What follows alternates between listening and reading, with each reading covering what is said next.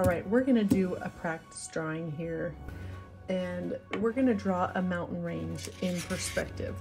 And you're gonna notice that things are starting to look farther away. As they get farther away, they're gonna get smaller. But honestly, with a mountain scene, sometimes you just have to draw it. And then as you color things, lighten them as they get farther away. So that helps you be able to tell what is farther. Okay, so we're gonna just split our paper into 4s so we can know where center is. And then I like to find a vanishing point that's not right in the center. Sometimes vanishing point is off to the side. So we're gonna pick that as our vanishing point, just below and to the left of center. And we're gonna make a river to start out with. And so let's go ahead and take a line towards center, about the length of my first bend in my pinky, about 1 inch. Okay?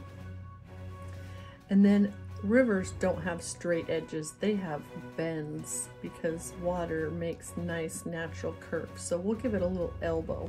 It almost looks like a nose.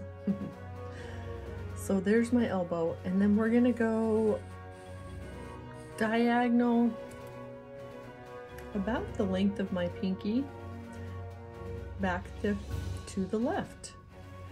You can see I'm not going straight over, I'm kind of shooting diagonally.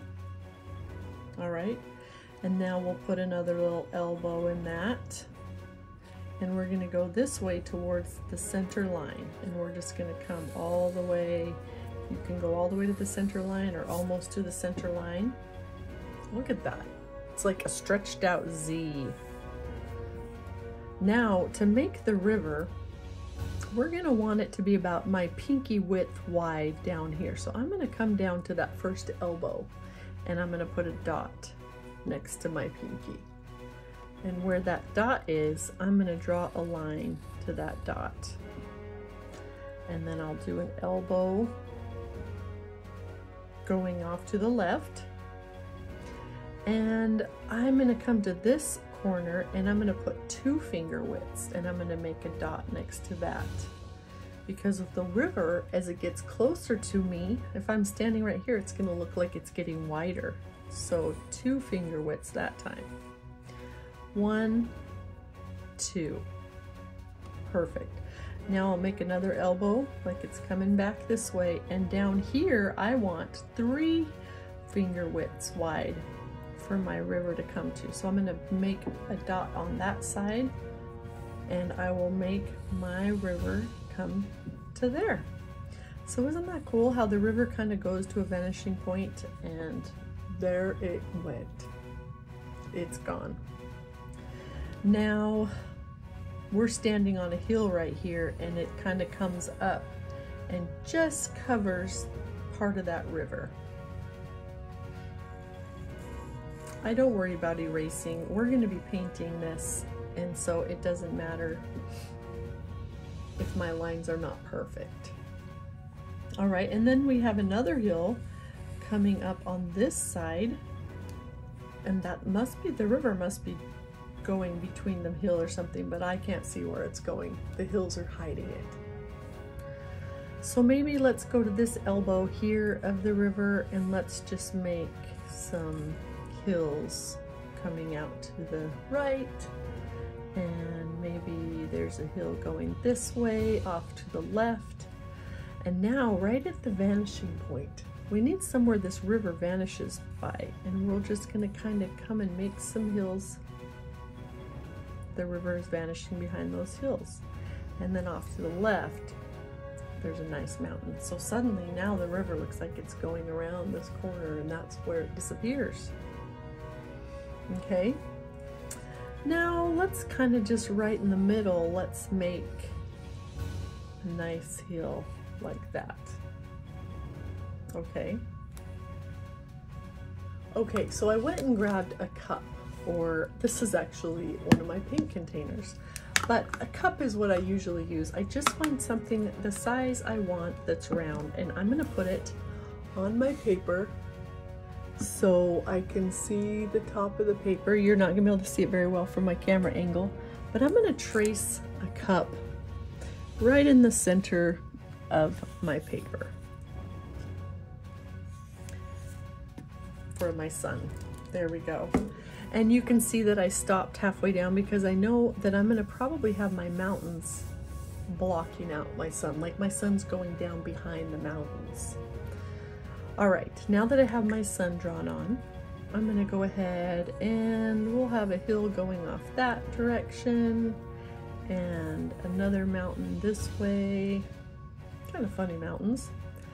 And then let's have one just going all the way across or something like that. And then we have another big mountain that kind of blocks out the sun on that way. And look at that, I even overlapped it. I made a little overlap so it looks like it's farther behind it. Now I'm adding just little bits of snow. Maybe there's snow just on this corners of these mountains because the sun doesn't hit it as fast yet. All right, there is our picture. Now, when we go to paint this, maybe I want to add some clouds. Now, the farther down the clouds are, the smaller they are because they're far away from me. But as they get bigger, as they get closer to me, they're going to get bigger and they're higher on my page and higher in the sky right above my head. All right. And I could even draw a couple birds. It's like just doing an M, curvy M, and then give it a little bit of a body under it. And I like birds in threes, so I'm going to make them all one, and in perspective, the smaller they look, the farther away they are, right? There you go. So now we're going to add some trees. If we were to paint all this first, I would paint the whole thing and then I would paint on my trees last. But I'm going to go ahead and draw some trees on here. And we'll have maybe a tree here, a tree here, and a tree here. You can tell it's farther away because it's getting smaller as I'm standing here. And then with my pen, I'm just going to kind of scribble in a few branches lightly. Trees are not triangles, really, like sometimes we draw them. Trees really have spread out branches. Usually there's lots of kind of trees, but my trees are going to have kind of spread out branches. Maybe they don't even see the branch, just some of the needles are there. All right, make some branches on this one. So fun. Okay, and then maybe there's a few trees right here growing in front of the river. And this one's so far away I can barely even see very many needles at all. And there's just some at the top. You don't really need a whole lot of details to make it look like a tree. And maybe over here, because on this hill there's lots of little tiny trees, which are so small. They're just little lines with a few dots to make the branches. Those are small trees, right? And you know, you could make trees on each hill. The trunks usually are straight up and down. Because even if you see a tree growing on the side of a mountain, it usually grows straight up to the sun. Isn't that cool? And now I'm going to draw one big tree, kind of like our telephone pole that was really close to us. This tree, I must be standing right by it. I'm standing right here by this tree. We'll give it some grass to grow out of just for fun. And then I'm just going to put on a few wispy branches. Maybe there's one growing out this way and that way. Maybe there's one right here pointing at me, so it's kind of right in front of the trunk. They don't even have to be right across from each other. I can have one growing across, one just below it coming out.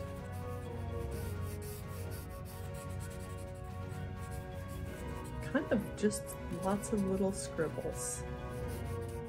darken them up a little bit if we want to. And there we go.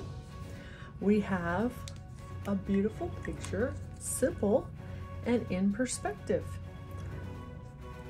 Now get out your crayons or some paint and paint it and make the darkest colors in the front. And as you go back, make it lighter and lighter. Add a little bit of white to your paint. For the river, make it darker in the front and it gets lighter as it goes away from you. The sun can just be a big bright yellow, whatever color you decide. I would choose one color and just keep lightening it up as you go, like blue or purple or greens, and then do the sun. And I kind of like to match my river to my sun sometimes. Sometimes the river looks yellow because the sun's shining on it. All right, I'm excited to see what you end up doing. Happy drawing. Okay, I'm ready to paint my picture now, and I just have some acrylics here. You can use tempera, you can use watercolor, you can use markers or crayons. I'm going to go ahead and use my acrylic paints that I have. And I'm going to show you really quickly how I like to lighten up paint, just for an example. So if I decide to do my picture in blue, I'm going to get my darkest blue out, make a pretty good puddle of it, and it's pretty much the darkest already. I could just go with it, but for the paint right by me, I added just a tiny dab of black. So honestly, it's really close to a black. Might get my brush a little wet now so I can thin down the paint. And then I'm going to go ahead and I'll paint my closest level to me. And I know that I just drew on that awesome,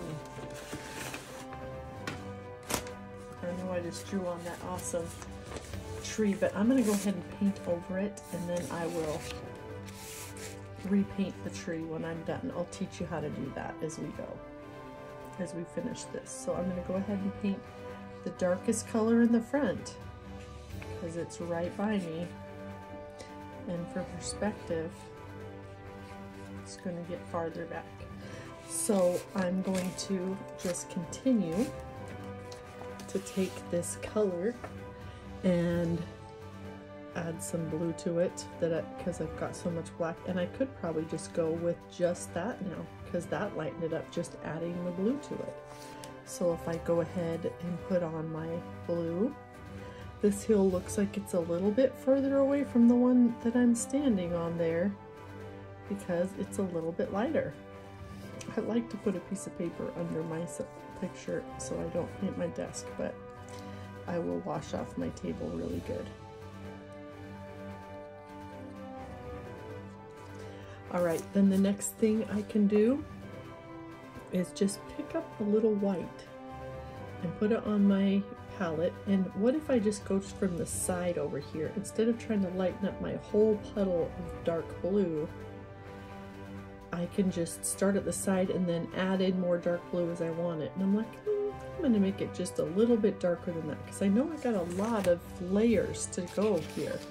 So I'm going to go with that color right there. And I'm going to add a little water to it so it goes farther, and I'm going to get this section painted lighter blue. And I'm just going to keep working in that manner, adding a little bit of white to the corner of my paint until I like the color. And then painting each section lighter.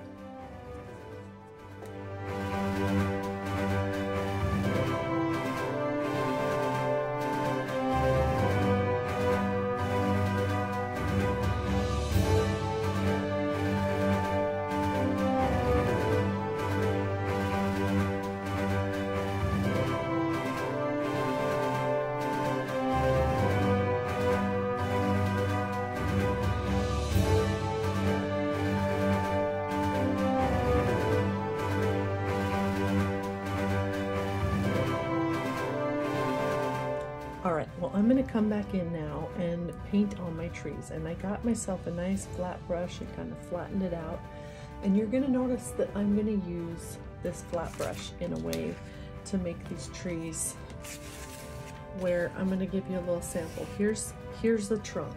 And I'm not going to use the flat brush and paint on my branches like that. Otherwise, it doesn't really look much like a tree. I guess you could make a triangle tree, but I have never seen a triangle tree growing in nature. So really, it's pretty simplified.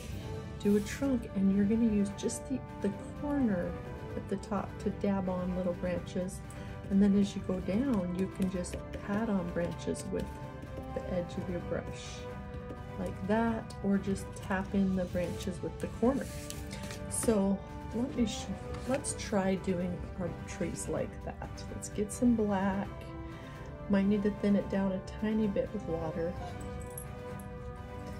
And then I'm just going to dab on a few of the branches. And these are the trees that previously we've drawn on. So if your paint didn't completely cover your trees, you could redraw them if you want to.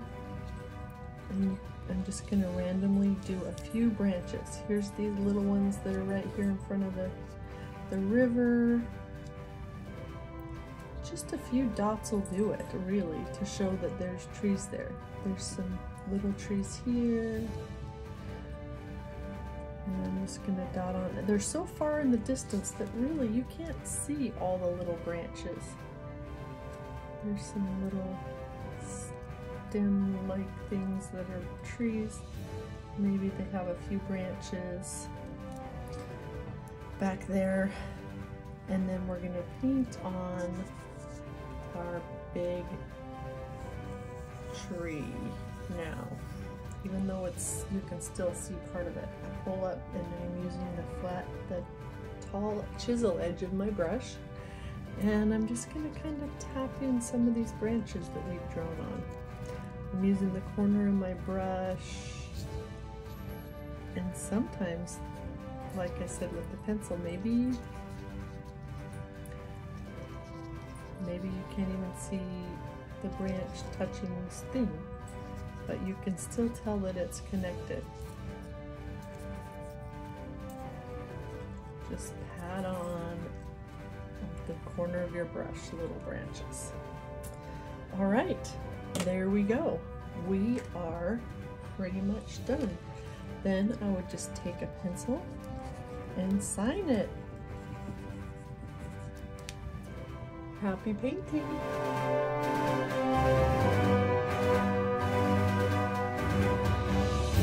Just want to give you a tiny pep talk before you get started on this project.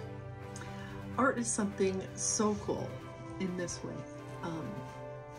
Art isn't math. There isn't a correct answer, or you're wrong. Art isn't spelling. If you don't spell your picture right, it's incorrect. Artwork is you. It is part of who you are. So if your picture turns out differently than mine, that doesn't mean it's wrong.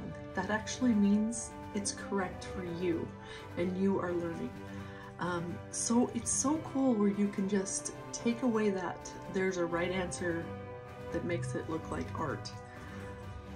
Art is whatever you make, and it is art, and you are an artist. If it's not turning out exactly like you want it to, then we just have to keep practicing a certain technique until you get better at it, just like reading or learning to walk or anything. But don't beat yourself up if it doesn't turn out exactly the way mine does, because mine isn't necessarily the correct answer. It's just the way I did it today.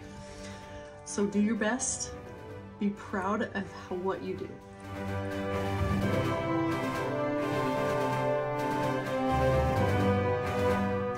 Also, if you were hearing whining going on in the background, it's these guys. They're my constant helpers.